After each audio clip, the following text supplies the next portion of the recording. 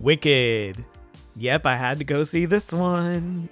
I'm surprised Fudge was able to get tickets opening weekend, but hey, that's awesome. He did some great work. I was really looking forward to this one, seeing as how I'm familiar with the show it's based on. I saw it on Broadway years ago.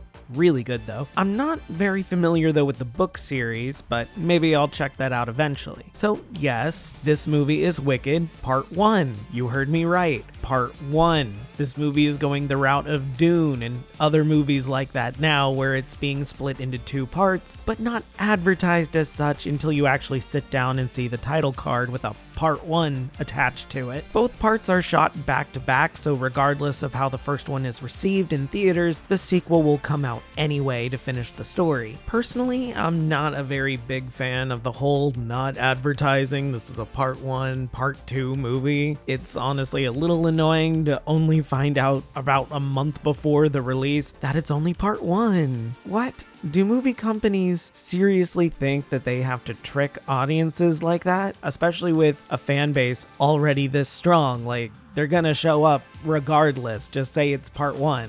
Why is that difficult? I don't understand it. I guess the alternative is just releasing both parts as one super long film, or maybe both at once, but you have to buy 2 separate tickets, or I don't know. I don't think audiences would do that, and I don't think general audiences would want to sit in a theater for up to 6 hours at a time. At least not dedicated moviegoers. This movie is also falling into the category of movie musical that isn't advertised as a musical, but everyone knows it is. Sure, there's some bits in the trailer where you can hear the music and singing, but all the bits showing the dance sequences and such come in the way of behind-the-scenes featurettes, which not everybody is going to see, especially with how the marketing in this movie was. Jesus, I've talked about this before in my Mean Girls review from earlier this year, but it's a trend that's likely going to continue because it seems to be paying off financially. From Mean Girls to Wonka to Joker 2 to now Wicked, it's weird. Anyway, what is this movie even about? As if you don't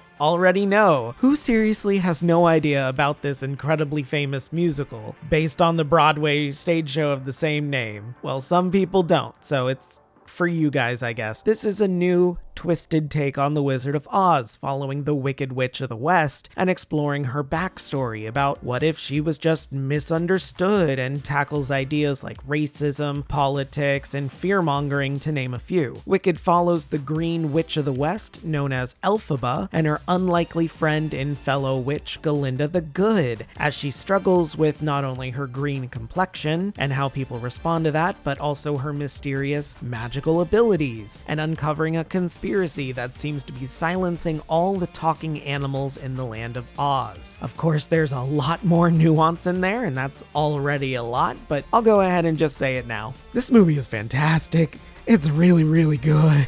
Everything from the cinematography to the choreography to the singing, it's all wonderful.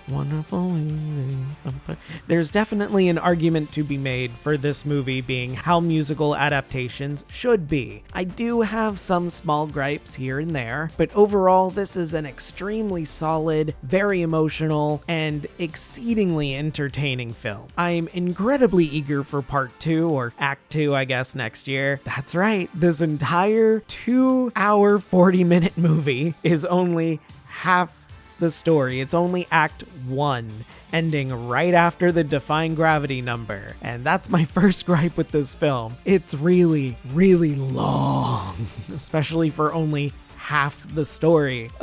A lot of the moments are drawn out so the filmmakers can explore Elphaba and Glinda more as characters and their goings about at school, but it's very, very noticeable that this film can somehow be even longer than the stage show. Thankfully, it's well paced, so I didn't really feel the length until the characters got to the Emerald City in the final third. From there on, I really felt just how long this movie was.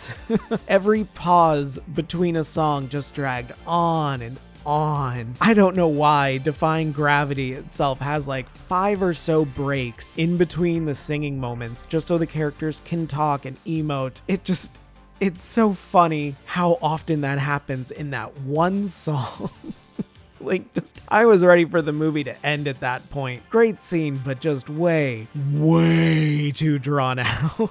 Thankfully, the movie is mostly grounded by its fantastic performances. Elphaba is played by Cynthia Erivo, and Glinda is played by Ariana Grande. And those two just have such immediate chemistry once they're on screen together. Even if they don't like each other right away, they just get along so well on screen. It's just a joy to watch. Love it. And I really wasn't expecting to laugh as much as I did from Ariana Grande's performance, but she's just a perfect Glinda, like an Elle Woods mashed up with the Mean Girls. Just a ton of fun. She really brought a lot of the energy from the stage show into it. Just very funny. And Cynthia Erivo just has such a good, grounded, emotional spark to everything. It fits so well with how she reacts and how she does various movements and enjoys not only scaring people, but is also very vulnerable and has a quick retort if people are put off by her green skin. It's really cool. It all just fits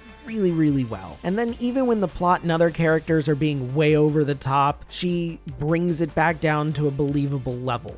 I really like that. Lastly, I do want to point out Marissa Bode as Elphaba's sister Nessa Rose, who is the first actual wheelchair user to play the role of the disabled character. That's really cool. She doesn't have much to do, sadly, but her role expands quite a lot in Act 2, so I'm excited to see what she does with it in the sequel, I guess? Part 2? I don't really know if it counts as a sequel, so okay, whatever. I gotta commend the director as well, John M. Chu, for his work. This dude really knows how to shoot musicals. He did amazing with In the Heights 3 years ago, which was a 9 out of 10 for me, and this is such a great follow-up. I want him to do more musicals. I think he does them just so well. Anyway, other than all of that praise, I really don't have a lot of nitpicks about this movie. The length, like I said, is a bit much, but the expanded narrative and expansion on some scenes offer better exposition than the stage show, arguably, and there's quite a fun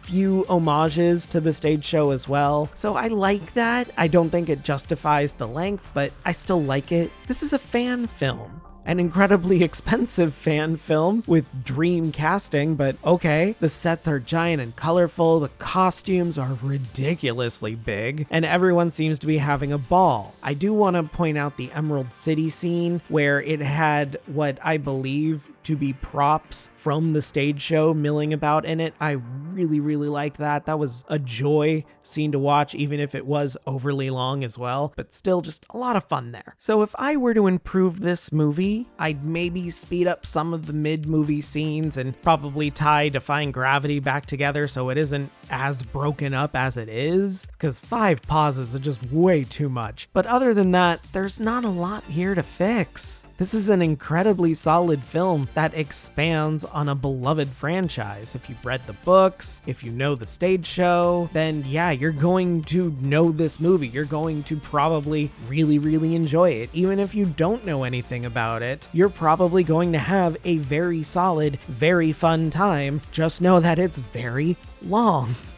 I don't think there's any getting by that. So have fun with that. And again, if you do know this franchise, and you like it, then you probably don't care about my review at all. You're probably going to see it anyway, if you haven't already, because tickets are constantly getting sold out. So, Jesus.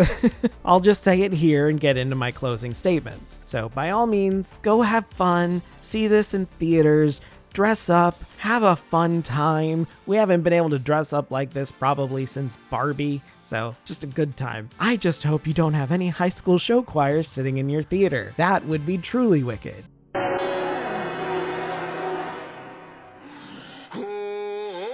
Thankfully, I didn't, and everyone was very silent except for laughing at certain moments, but people did clap at the end, white people, but what are you gonna do? It's a fun movie, come on. So ultimately, Wicked Part 1 gets an 8.5 out of 10 from me. Hey guys, thanks for sticking around for another one. Yeah, I know, finally back in theaters and I see Wicked. I like musicals. Sue me, they're a lot of fun. I want to see more big screen musicals. I missed Wonka. I've heard mixed things about it. I don't really know whether to believe it's good or not. I've seen so many clips of the "it's chocolate and it's chocolate," and I'm like, okay, that's kind of an annoying chorus to a song, but there are others that I definitely have not heard. So maybe I'll check it out eventually. I'm sure it'll be on an airplane when I'm traveling somewhere at some point. Other than that, I do like quite a few more indie musicals. I've reviewed The Devil's Carnival before. I really love Repo, for people who know what that is and got into that. Zydrate comes in a little glass vial, things like that. There's the Star Kid performances. Those are always great. I did miss The Color Purple. Mean Girls was a ton of fun. I saw The Book of Mormon on Broadway. I want to see so much more on Broadway. I think the next stage show I'm seeing is, ironically, Mean Girls, because they're doing a tour production here in a couple of months. So that would be a ton of fun. I have no idea when the sequel to this movie is coming out, and I have no idea what John Chu is going to put out next into the world. I hope it's another musical. I have no idea of what, unless he decided to do a Phantom of the Opera. Do we need another Phantom of the Opera? Maybe Love Never Dies, but that show sucks. So I don't know. Let me know in the comments below. Did you like this movie? Did you dress up? Did you go as Glinda or Elphaba? Which team are you on? It's honestly a lot of fun scrolling through TikTok after this movie and seeing people constantly talking about who is on the right side and who is the better witch out of the two. It's just a lot of fun. Anyway, after that, don't forget to like the video, subscribe, ring that bell so you don't miss a video, and yeah, that's all I got. Have a great day, and if you're not, have a better one. See ya. I'm just a ghost in your stereo, the fading memory of a shipwreck in the undertow. You're just a lost song, and I'm just a ghost in your stereo.